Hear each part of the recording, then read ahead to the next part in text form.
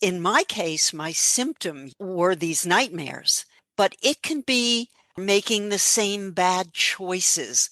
Why did I say that?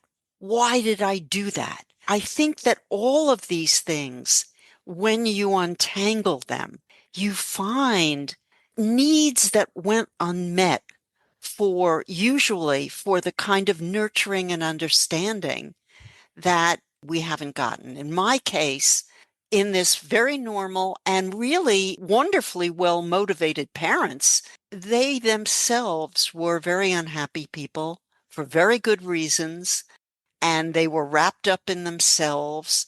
They didn't really nurture. That wasn't what she did, how she was in the world. She was a very tough, steely woman who needed to be that in order to survive.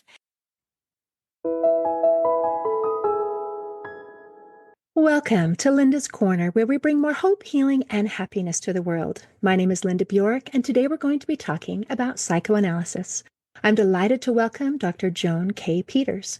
Dr. Peters is a professor emeritus of literature and writing at California State University and the author of several books, including her latest, Untangling, a memoir of psychoanalysis. You can reach Dr. Peters at her website, untanglingjoan.com, and I'll include that link in the show notes. Welcome, Joan. I'm so glad that you could join with me today. Well, thank you for having me. I am excited about this conversation, and I have been reading your book, and I've really been enjoying it. And I think the title is so appropriate, Untangling, because there is a mystery to be untangled, to be solved.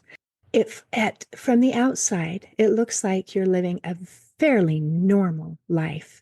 There's you and your brother and your mother and a stepfather just living normal lives. And yet you suffered from recurring nightmares for decades, horrible, that just made you wake up screaming in the night that someone was trying to kill you. And it's just like, where on earth did this come from? So I think part of the beauty, the gem of your book is that many people assume that when you have something like that, when there is a mystery to be solved within us, that it is evidence of abuse, of something that really horrible was intentionally done. And that's not necessarily the case. We can be hurt and damaged by people who are really doing the very best they can to handle their own traumas and their own situations. Is it okay if we talk a little bit about your story? Do you want to tell it, or do you want me to start it and then you Yes, fill well, in? first of all, your description is really accurate and well put. I would add that it's, in my case, my symptom, you would say, um, were these nightmares, but it can be um, inexplicably compulsive behavior or making the same bad choices. There's some way, or it could be a symptom in your body, some sort of migraines, or not. I'm not saying they're always psychosomatic, but they can be related to what's tangled up inside of us, how we sort of know that that we're behaving, we're making decisions that are coming from a place where we don't even know. Why did I say that? Why did I do that? Why couldn't I have a good relationship with my girlfriend, my boyfriend? Um, why do I keep failing at the projects that are so important to me? Um, I think that all of these things, when you untangle them, you find really not what we don't usually call trauma, but is trauma. Needs that went unmet usually for the kind of nurturing and understanding that we haven't gotten. In my case, in this very normal and really wonderfully well motivated parents, they kept us in clothing and shelter and meals on the table and made sure, they signed your homework slips or whatever. But they themselves were very unhappy people for very good reasons, and they were wrapped up in themselves. They didn't really, my mother, I would say particularly, didn't really nurture. That wasn't what she did, how she was in the world. She was a very tough, steely woman who needed to be that in order to survive. And what was different about my family that never got spoken of, and this is, I think, very true of many, many families, whatever doesn't get talked about, whatever you feel there's a taboo about even bringing up, is usually your clue to what's going on. And in my case, my biological father, died when I was 2 years old. He was ill, very, very ill from cancer for many, many months.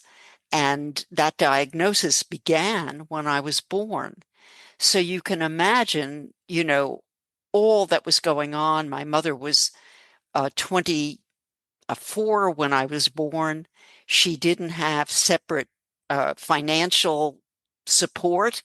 And when her husband could no longer work, I mean, they were financially doomed. And yet she had to care for him and two small children. My brother was 5. I was just born when he got sick.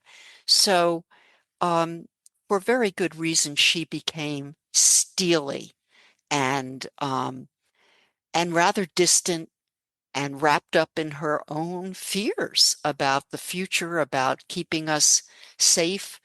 And there wasn't really time and place to explain to me, a very small child, what was going on. And the way people thought to do it in that time historically is um, to just believe Just that, pretend it never happened. yeah, pretend it never happened, and children are resilient and she'll get over it. And my mother did exactly that. And so when I was 5 years old and we married her new husband, um, we all simply moved, never saw the little apartment where my father had died, never spoke his name again. There was no picture, nothing. It didn't happen. He didn't exist, which sounds radical, but I think it was typical. And when I began to decipher with my psychoanalyst what the nightmares were, that's where it was coming up. It turns out I remembered vividly what was going on again in that small apartment where in the next room a man was dying, and he was my father. And I had known him as somebody who was going to work every day and coming home and presumably hugging me, his little new baby. Um, and then little by little, he was disappearing. So I think this is terribly confusing for a small child, and children have to make up a story about what it is that's happened and why it's happening.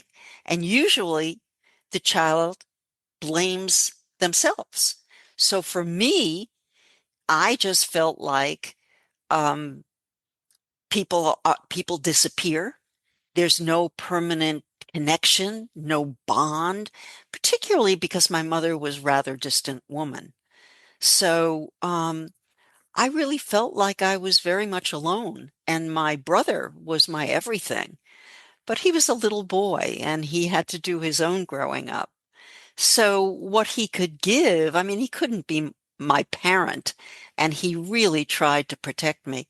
And I feel like he's who made me feel safe and loved, and that was my model of what it felt like to be loved. He would just look at me and enjoy me and teach me how to do things, And my mother couldn't really do that. For one thing, a week after my father actually died, she had to go back to work. She was a model. And she went back to being a showroom model and never had time to mourn, never had time really to care for us. She had to hire the cheapest babysitter she could find and hope for the best. And when you have to go to work, there's the commuting, there's the work. So maybe she was gone 9 hours a day, if not more. And that must, I think for a mother, very often when you can't be there, there's a tendency, if you don't know what to do psychologically, to just cut it all off, and to become very mechanical in your care because it'll tear you apart to have to leave the child, especially if you don't know if you're leaving the child in good care and you don't have family members to come and look in and make sure everything's okay.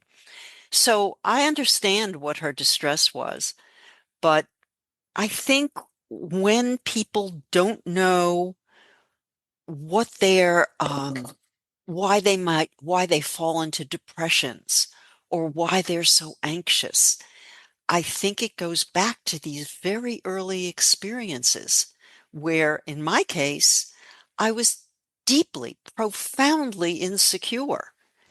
And I think that many people have the same or similar issues, and we don't like to look at that.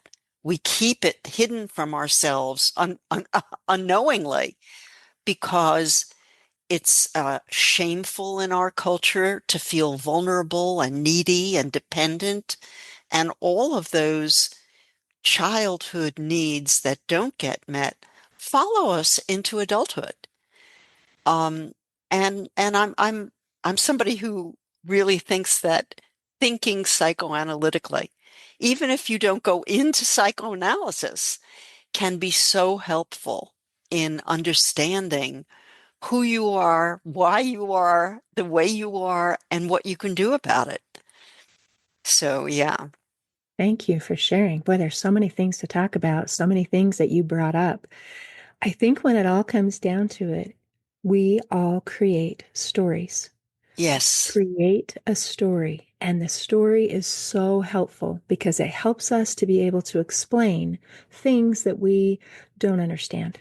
And as children, what we understand is limited and it's often not quite right. So here we have this little baby who has this story that, I'm all alone. There's nobody. Love doesn't exist. It's not permanent. Obviously, it's my fault because if it isn't my fault, then the people that I'm depending on aren't dependable. And boy, that's terrifying. That's worse than being my Right. fault. So Exactly. you have these stories, and yet looking at it from the outside, what we see is a very young mother who is dealing with an incredibly challenging situation. Right. I have two little children. My husband is sick. He is dying. He is in terrible pain. And Yes. I'm going to lose him. And I Hmm. am all alone. I don't have family support. I have no one to depend on. Right now, everything that depends on me being strong and steely and Exactly. just, rolling up my sleeves and doing what needs to be done. There is Right. no time for, any of that touchy-feely stuff because Right. I'm dealing with my own trauma. And the definition of trauma is that it is an event that overwhelms our ability to cope. And Exactly. our brains are so amazing. There is hardwired in there just this contingency plan. It's like, you can't handle it, I got you. Hmm. Then our fear center takes over and we can Hmm. run on autopilot. And it is Right. amazing for our survival. Not Yes. so good for thriving, but it's good for surviving. And so here we have a situation where you've got this young mother doing the very best she can, thinking this is entirely her problem. It has nothing to do with you, has Yeah. nothing to do with your brother. You don't even Yeah. know what's going on. You're a baby. So all those times when my dying husband is in pain, and I am preparing these morphine syringes so that I can give him some relief. You don't have any Yes. idea what's going on. Right. Yet that was prepared right next to you, right next to your high chair. Even though you didn't understand, you were very aware of something that was going on. And you internalized that too. And that became part of your dreams. Oh, yes. Those needles were the key to knowing that everything had registered on me. Hmm. Hmm. No matter that my mother said, "Oh, you were a child, you didn't know." Of course I didn't know, but I saw and I knew something really scary was going on. And this also tells you that if my mother had explained to me, and I don't mean in a sophisticated grown-up way, but this is a little scary and we're together and we'll be okay together, even though daddy is very sick. You know, the way you explain to a child can give that child the security and comfort that they need because the mother is there to protect or whichever parent is remaining and really recognize that the child is going through fear and loss also. And I think children are resilient, but it's not, they're not 100% resilient. They need to be taken seriously. Their emotions of grieving, loss, misery in such a situation, that's as valid as an adult having those feelings. And neither my brother or I um, had any space or time to feel that way because we were really not allowed to talk about it. That's how my mother did it. And I will say her survival skill, being able to forge ahead no matter what, she did instill that in me and it's very valuable. I, you know, I ended up applying it to my own life and I was able to achieve many things that coming from my neighborhood and my background wouldn't have been possible without tremendous determination and and and it's her steely determination that I took along with me. However, you have to have both, you have to have the determination and the understanding of all these things that you swept under the rug because they don't leave you. They never leave you. And even now, they don't leave me. But since I understand them and I'm not ashamed of them, and they look to me like perfectly human, acceptable needs and wishes, they are part of me. They're not a scary, hidden part of me that that usually, I mean, when the things are so scary and hidden, then they're keeping you up with insomnia or they're driving with compulsions and anxieties. Um, and I think that really is almost a formula for disaster emotionally, where if you don't know your own fears and your own vulnerabilities and your own needs, you can't connect with other human beings in a healthy way. You know. Right. And I really appreciate as you talk about your mother, I think it is very easy to think of people in kind of terms of black and white. Yes, We're good or we are bad. yes, We are, and so as you recognize, in many ways, my mother failed me, yeah, but it's not now she's a bad person. When we look at the whole picture, it is no, right, she was a strong, yeah, determined, capable, amazing person who was able to deal with very hard things. And she let you down. And you did right, not get the love and all of the nurturing that you needed. And things were not explained to you. Her method of grieving and survival in many ways harmed you because there was a mystery to be solved that created hidden problems. And a lot of times, if we hide something, we automatically attach shame to it. Why would I need to hide it if it wasn't shameful? And so Yes, that creates even more confusion. I don't know if you watch any of the Disney movies, but I really love Encanto, where there's that understanding of the grandmother. On the one side, man, she's making it so hard on us. And on the other hand, but look what she did. She created this dynasty, this family, her strength. We are a combination. We're not just either or. We're and. And I think sometimes in absolutely. our brain, it's easier to say or but and takes a little more effort. Well, and it's more adult. Children, little children, think in very black and white, either or, which is why it's important to understand how a child would react to something. And I think people are very scared of psychoanalytic thinking because they think it means blaming the parent. And that seems unacceptable to a lot of people. Or emotionally, they are they're idealizing the parent and they won't allow themselves to see any of the parent's flaws that might have affected them. But if you turn the attention on the child, which is what a therapist or an analyst helps you do, turn the attention to what you were feeling as a child. It's not about blaming the parent. It's about acknowledging what what this circumstance, how it landed on you, how it affected you. And it's so important to know that. I mean, the fact, let's say that my mother never read us a story or um, played a game. She wasn't that.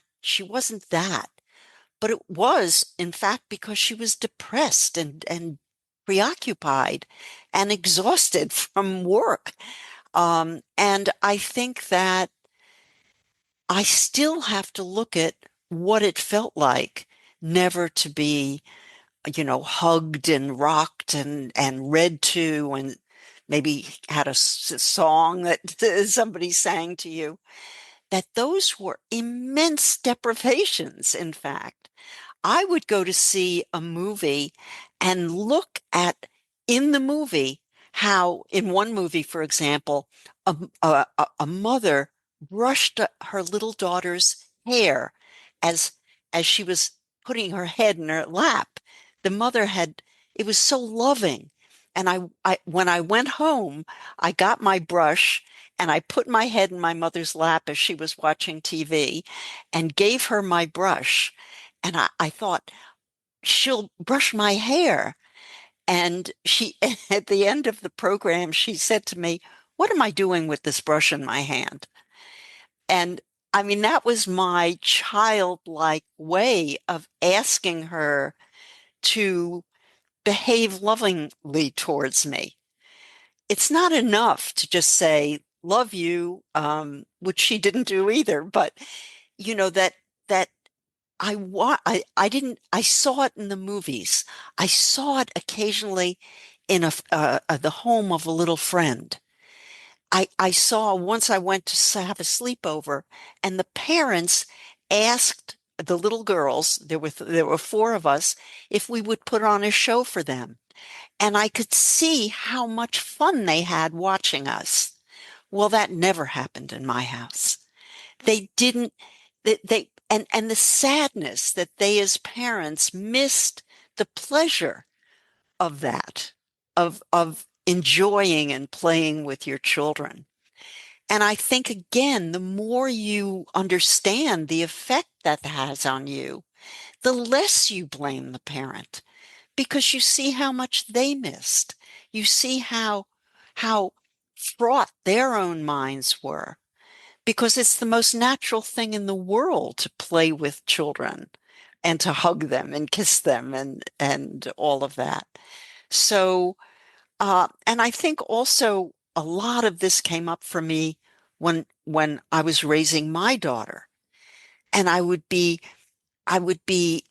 I saw that I was almost overwhelming her with my need to make sure she felt loved and had tons of affection. And if she, if she was if she was having a tantrum or saying, "I hate you, mommy," or whatever, I would be terrified that she'd never love me anymore. Mm. Now, again, that's the insecurity of bonding. I thought I had to constantly recreate our bond. In fact, of course, the bonding is so natural. But I had to really come to terms with how insecure I was in my bonding with people, even my own daughter. And Um, as we see that from the other side, it's like, okay, now the roles are different. So yes. as a child, I did not get what I wanted, what I Yeah. craved. Yeah. Now I'm the parent. Oh man, I'm going to make sure that my child gets all the things that I Yeah. craved. And yet there's still, we are a work in progress. We learn, Yes. we go. So if I know that I want her to feel this, how do I do that? Yeah. And that insecurity. So I hope as we have the opportunity to take it to the next level when we become parents, if we become parents, that we have compassion. Because as you mentioned before, it is a normal response to want to blame someone, Yes. to blame. It's like, wow, I am miserable. You really screwed up. Right. And instead to be able to say, that really hurt me. Yes. And I know why it happened. I understand. It still hurt me, but to recognize and to acknowledge those feelings, and then to recognize our own fallibility as parents, like, wow, I'm learning on the job too. Yes. I'm doing the best I can, and Yes. I'm falling short because I carry me, all of me, my Right. insecurities, my whatever, with me. So, Yeah. man, we need more compassion. Compassion for ourselves, compassion for our parents, compassion for our children. It's just, we are learning on the job. But how you behave towards your children, that's this is tremendously informative. That's often where you can see all this stuff that's coming up. Like, where did that come from? Am I turning into my own parent? And we say that in a kind of joking way, but often what you're seeing is you are unaware of the fact that you're treating your child the way you felt treated by your parent. Again, it's turning the attention towards you and saying, what is this telling me about myself? There's a way that my husband also had parents who were quite cold for different reasons than mine. Um, but his response often to our daughter was um, he couldn't enjoy her. He hadn't learned to do that again with his own parents. And he thought, he thought he should always be teaching her something. And that was how he felt his parents treated him, like this object who was there to be taught and go out into the world and perform. And he's a very high achieving guy, and he did perform, but that he realized in how he was responding to our daughter, he understood more about how he must have felt as a child, even though he didn't think of his upbringing one way or another. It turned out. So again, our responses to our children, and wow, where did that come from? It came from how you were treated as a child. Usually that's exactly where it came from. Things always tend to go back there. And isn't it Yes. beautiful?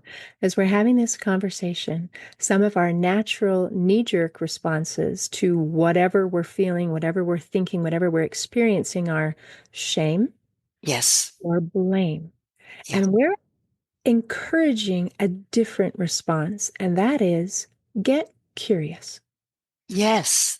Let's There is a mystery. There is something to be untangled here. We don't need the blame. We don't need the shame, but it would really be helpful if we had some answers. It Yeah. is helpful when we become aware of who we are and how we became who we are and what we are and why we do. And Yes. then we're better able to make choices rather than following that default pattern, which is Right. what we go to unless we pause and make a choice. So that's what I encourage for our listeners is let's get curious. That's exactly right. Yes.